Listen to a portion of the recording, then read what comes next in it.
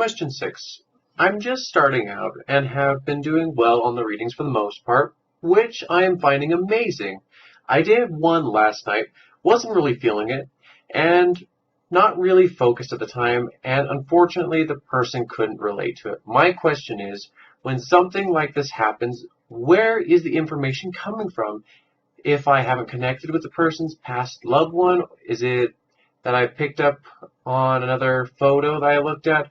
Or is it all just being made up in my imagination? Or is it I'm not interpreting what I'm getting in the right way? I did a couple of readings after in which the sitters were able to relate and validate. Many thanks.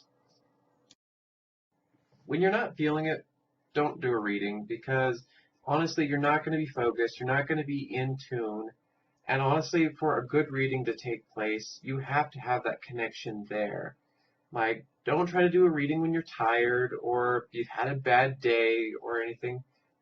Try to take a salt bath before that and, get some rest before that. Reschedule if you have to. Now, as to where the information can be coming from, there's plenty of different places. You can still be somewhat connected and you could be maybe just not interpreting it right. That can happen. And you just didn't say it in the way that that person could relate to. That's happened to me a couple of times where it's like I saw what I read was actually true. It's just how they thought of it wasn't in the way that they were thinking. So, watch and see if it actually is true. Because sometimes what you do read is actually true. You just have to kind of watch for it. Now, as for not interpreting it right, that happens all the time. Like sometimes when you read like let's say a connection that's really close to someone, like especially with children, like it can be like very close to the point where it almost seems like it's their children or so on. It's very easy to get it wrong on those very close connections. So don't beat yourself up for it. Just make sure to get some rest and go for it. Question 7. What's a quicker and more efficient way to where you can ground and protect and also come out of grounding? Now, there are actually a number of ways to ground, and I've come up a few ways myself, and a way that I found very effective, but I'll list that there here at the end. But the first one being that you can use is crystals. All right. And all it basically requires is that you are holding the crystal or it's on your person, and there's a few crystals that you can use. One being, iron pyrite. It's pretty much just looks like a cube and it's kind of almost coppery metallic color. All right, and then the other one you can use is, let's see, what's a good one? We can use hematite. Okay, and when you hold these crystals, just make sure that you've got them charged and that, some people like to use the term programming or others like to use the word set intention, whichever. But these two are very good for grounding crystals. And now the next way you can do here, and I'll erase my board here, is you can let the energy out through your feet. All right, so I'm going to draw a foot here, and you just let it out into the earth of where you're standing. And, this way works very well because you can actually use this, without actually, doing anything other than going onto the bare earth with your bare feet here. So, and it'll just leak on through and it'll, ground. That's another way to do it. All right. Now, here's one way where you can do it where you're without bare feet. All right. All right, you can do it this way. All right. To where you're actually, so let's say you have a shoe on, and even if it's synthetic, you can do this as well. And it's just bare feet makes it a lot easier, or if it's, natural like leather, it makes it easier too. But what you can do here is, what I like to do is, it's like I visualize or like I feel this happening.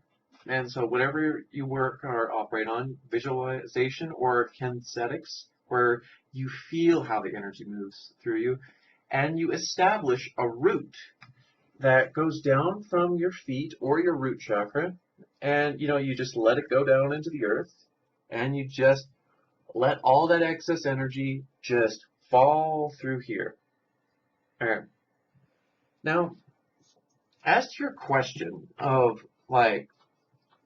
because I know you're asking it for readings, like grounding protection, I'll explain why you do this.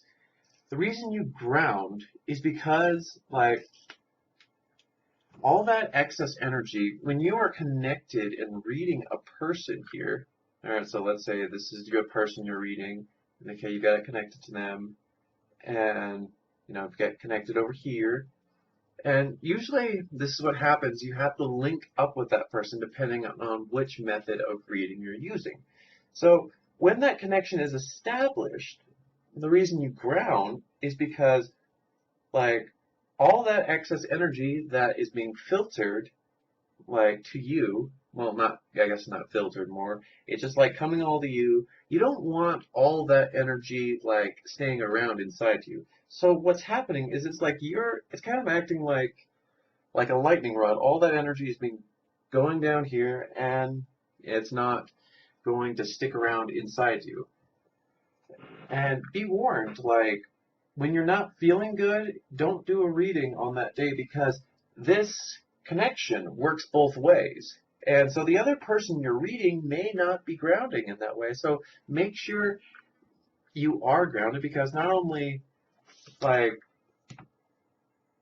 do you want to make sure you don't send any energy off in their direction, but also and even when you're grounding, there is some energy that is still going on in your direction. It's just better to ground so it's not as much. And the reason being why you don't want to have that as a negative feeling throughout the day, where it's just you feel gross and tired and sickly, it's because you don't want to pass this off to that other person. So also, after every section, when you read someone, you break this link. You can, visualize it breaking, or you can intend it to break. It doesn't really matter. Links that you made between a person and yourself, are rather easy to break.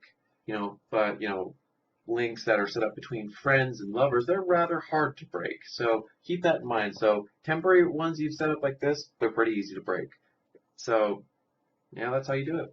Now, the final way that I use all the time is and you'll see one of my videos, it's called God grounding. God grounding allows you to stay within a high frequency, but allows all that energy to remain grounded at the same time. And I'll show you how this works. How this works, and this is just the basic way you do it, is, okay, let's say this is you. All right. Okay. You guys love my stick figures. All right. You have something called the Earth Star chakra, way down here. It's below your feet. All right. So you're drawing energy from that and up into here, up into your core, and also from your star chakra up here. And they all come together at your core. And what do I mean by that? Do I mean your heart center? Kind of. There's this thing that sits within the heart chakra. All right, I'll just kind of, do a little representation of the heart chakra here.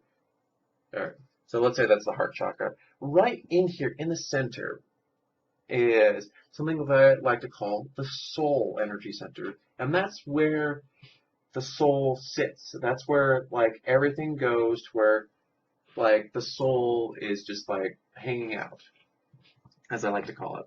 Now, some people are like, well, it's the pineal gland is where everything sits, and that's where you get all your knowledge. In some cases, true. That's because, the pineal gland, or the third eye, that's where a lot of knowledge sits. And, all the chakras interact with each other, but, there's just quite a bit in here. So, what this means is that the chakras themselves are just expressions of the soul. All right. So like each chakra you have here, so like all your normal 7 and then any beyond, like the 2 I mentioned, and the rest of the energy centers throughout your body, they're all considered chakras.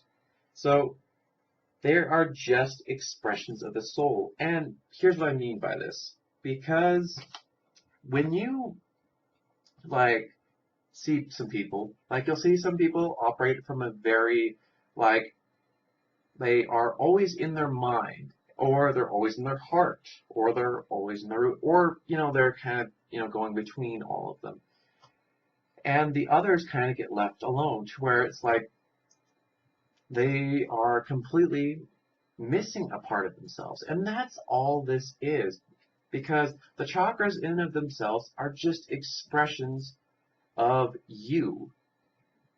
So like, let's say you have ignored your power center for so long, and then you start to open it up and you feel like a completely different person. Well, that's because you opened up an expression of that soul aspect of yourself. The chakras in and of themselves are just soul aspects of you. And they move out their energy in their own way, and they also take some in. So, yeah. And so that's how God grounding works. They just go into that soul center, like the basic form anyway, and you can stay grounded and also have that high energy in your body all the time. And if you guys would like me to go more into this, put this in the comments below, and I'll try to explain a bit more, or maybe even do a whole video on it. Anyways, I think this little video section's gone on long enough. Let's go on to the next question. Oh, I almost forgot. Now there is 2 other ways you can ground. I'm only going to go over one of them. Now, the first method kind of goes back to the old days of witchcraft, back before the burning times. Now, before anyone gets like, Michael, you're talking about witchcraft. What is that? Is it scary? No. And before anyone's like, you're practicing black magic. No. Now, if you even look at the old, like the translations for what witch used to mean, like back in the old days, like witta means wise man in Old English. So go take a look at some of the history stuff. There's some really interesting stuff out there. And there's some stuff out there where it's like they were practicing black mass or whatever. No, they weren't. Those people weren't practicing true witchcraft. Trust me, they weren't. Because there's a difference between what they were doing and the old religion. Now, I don't want to get into the history of stuff here, but back to the method here. After they gathered a lot of power, did a lot of energy work, what they would do is they would have a feast afterwards, and that would ground the energy in their body, and it would kind of get things back to normal. Now, the other method I mentioned with emergency grounding, I'm not going to go over it, but if you guys want me to, tell me in the comments if you want me to do a video on emergency grounding. That one's actually very useful for people that have no connection to energy work, or just don't know how to ground in general, or don't want to go outside in the cold if it's winter and ground with your bare feet. But that one's very useful, but I won't go over that right now. And now, how do you come out of grounding? Well, there is one easy way you can do this. And of course, you can use crystals. There's some high frequency crystals that you can use to help come out. But if you're just wanting to do it on your own, you can just take your iridic field here. Now, what you can do is you can feel for your iridic field, and I do this by, just feeling it. You can visualize it if you want, but I want you to vibrate that thing as fast as you can. And this is one way to temporarily increase your frequency. Now, if you guys do want me to go over that in more detail, let me know. But, that is one way you can come out of grounding as well. Anyways, let's move on to the next question like we were going to before I forgot that I had forgotten to put that in. Anyways, next question. Question 8. How do we know if we are grounding and protecting right? How long should we spend doing this? Are we supposed to ground and protect each time we go to a new photo? Are we supposed to ground and protect at the beginning of each session where we might cover 2 to 3 photos, etc.? If we are doing a photo read and need to step away for a half hour, and should we be closing down for that half hour and reopening chakras again when we get back to it? I hope this makes sense. Thanks. All right, now this is a very perfect follow-up question to our last question we had, because now I can continue right where I left off and go a bit more in depth. Now, the first part of the question asks, like, okay, like, should I, ground and protect after every one photo, after a certain amount of photos? My best recommendation, don't do more than 3, okay? Reason why is because when you connect and link with somebody, and depending on the type, most of the time you will be linking with someone when you read somebody, is that the energy that is exchanged between the two of you will be still be absorbed by you and partially by them in some ways. So just make sure that you give yourself a kind of a re-protecting, and you reground to make sure everything's good to go, and give yourself a break. Try not to do more than 3 readings, like a day, 2. Okay, maybe I shouldn't say a day. Maybe a day if you're starting out. Maybe if you're getting more into where it's more professional, maybe give yourself at least, maybe at the very least, a half hour to kind of just say, and know your limits. Make sure that you're in the zone. And do not, I'm going to write this down on the board here. Okay. Do not do readings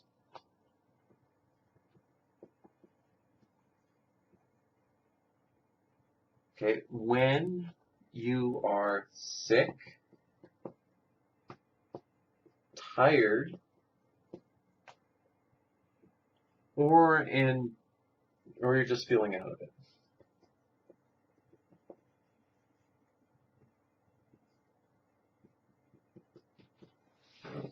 Reason being is because when you're not feeling it, you're feeling sick, you're not going to be as focused, and when you link with somebody, more than likely you can still kind of somewhat transfer that to the other person.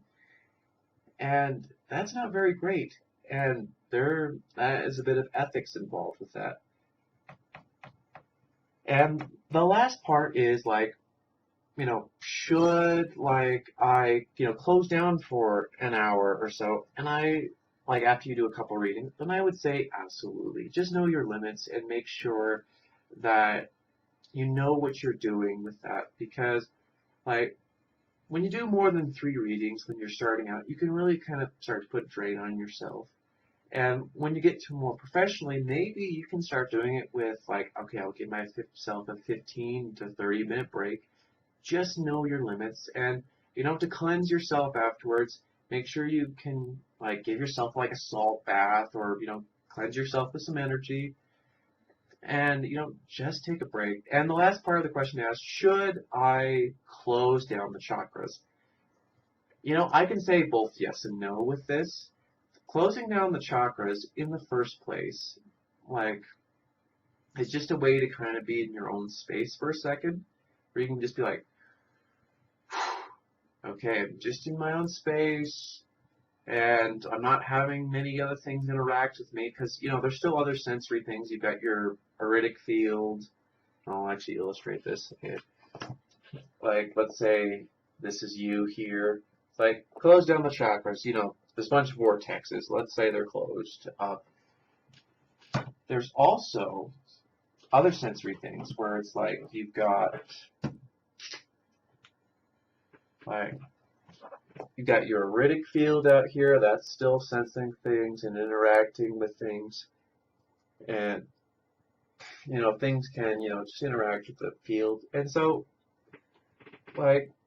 even if you close down the chakras, you do close down some of the sensory stuff, but not everything. So just keep that in mind. Just make sure to cleanse yourself and, go from there.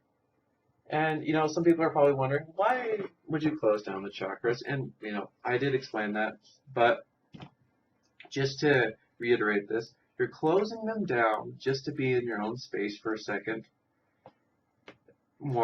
just a bit more, because, there are other sensory stuff on you. You've got your hair, for one, that senses a lot of different things. You've got your aura, and I could go on. But, that's just the main reason you do so. The vortexes are kind of like, they're very big antennas where they can sense a lot of things, because energy comes, like, let's say this is the chakra. It's like there's energy coming out, and there's also energy coming in. To where it's like, okay, we've got a bit of a radio antenna here. Alright, now I really hope that answers a lot of those questions, and if you feel like I haven't answered that question a bit more, you can put it in the comments below and I'll try to answer that a bit more. Anyways, on to the next question.